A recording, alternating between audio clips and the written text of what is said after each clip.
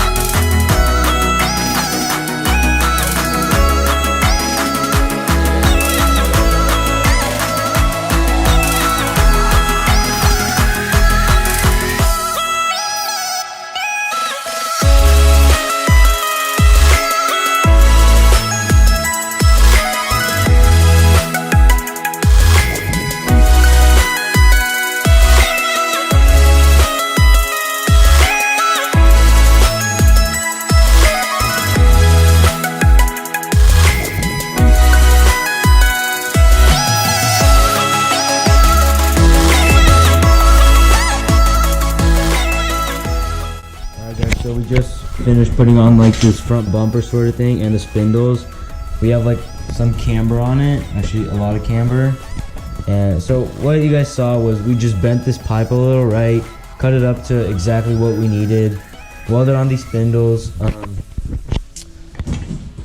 So right now it doesn't, you can't really roll it around because the wheels go sideways and stuff.